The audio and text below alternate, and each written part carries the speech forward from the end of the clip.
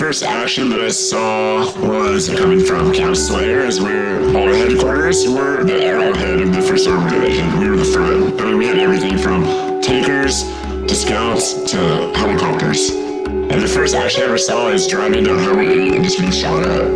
I'm scared shit, I'm gonna die, and I'm not gonna be able to see my girlfriend again. That's the first thing I thought of. I didn't think of nothing about that. Hitting the gas and just driving as fast as I could. Kids digging through trash. Kids playing around in fields playing soccer, and fields where there's lots of landmines and smart bombs and the cluster bombs that didn't go off. No running water, no electricity. Just, fucking horrible. The people are living. Yeah, we all watch the movies, and it's just seeing the actual devastation that follows a war, or follows an invasion of a war, It's that we're helping people out.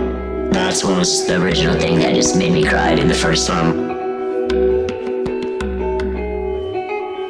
How scared people were of us. I've never seen anybody so scared of anybody. That's outside of a movie or something. That's the thing that terrifies me so much, that we were in control of all these people's lives. They were scared that we'd kill their family. They were scared that we'd kill them. That was probably the most horrible things we had to do that, so they did it. Fucking, that's scary, dude. To see how much power, how people perceive us in other parts of the world, outside of our little bubble that we call America, Those guys didn't wear any uniform. Just every average Iraqi citizen.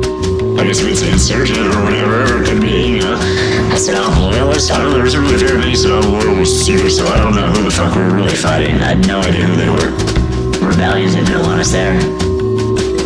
I've seen, armored vehicles getting blown up, and the aftermath of that, dead Americans, I drove by once, I heard 3 shots behind me. Didn't know nothing of it, and then 3 MPs that were right next to me when I pulled out got their heads blown off. Or snipers across the field, dude, in buildings that you couldn't see them.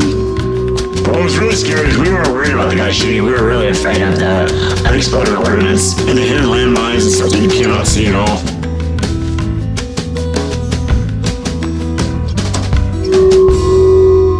If we were running a mission in some part of Baghdad, we were had a perimeter.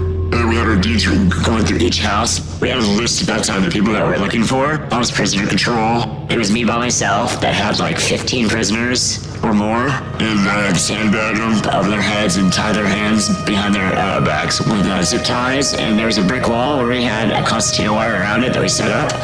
And I would have to sit them on their knees and put their heads against the brick wall so they couldn't move. And it must have been, I tried it afterwards, and I want to know how it felt. It was horrible to sit like that.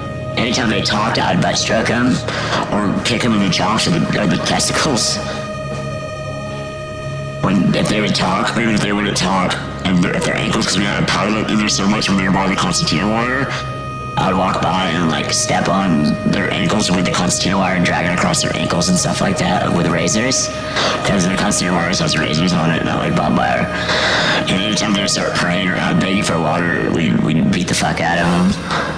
And then when the MPs would come and pick them up and take them to the jail, when they'd set sandbags on their heads and their things, we'd escort them to the trucks, we'd pick them up and drop them 6 feet off the ground, and they'd hit their heads on the tailgates and fall another 5 feet to concrete or asphalt, and wouldn't be able to see any of it and land straight on their face.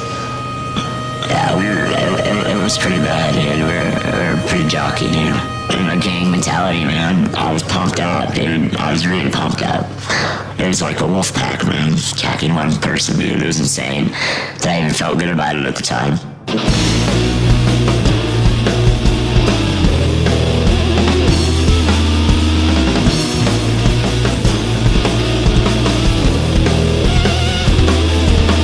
There's a life that I thought was the same when I wasn't. I'm a totally different person. I'm not connected with my feelings as I wasn't at the time. I'm getting a little bit better now, but came back to my fiance and lost her. Tried to go to school or backed up school so many times. I couldn't keep a job. Just desperate. Tried to kill myself 3 times or 4 times since I've been back. I got back here to America and I'm never able to keep a relationship with friends. Couldn't really talk about it. Spent all this money I made, became homeless, just traveled, being homeless, begging for money.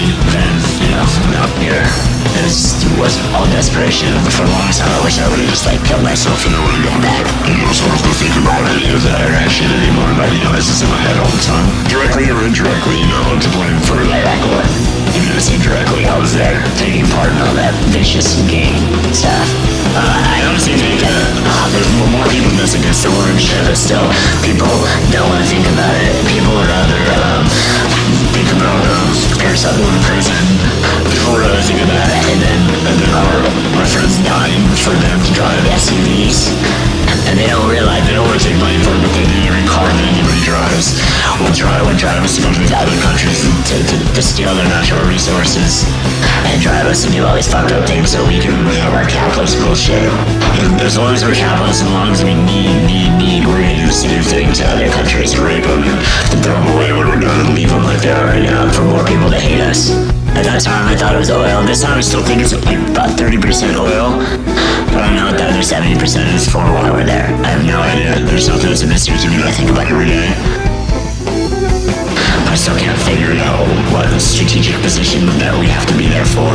Attack whom? You know, there's a reason why we're there, and it can't just be oil. There has to be a reason exactly why we're there. I haven't figured it out yet.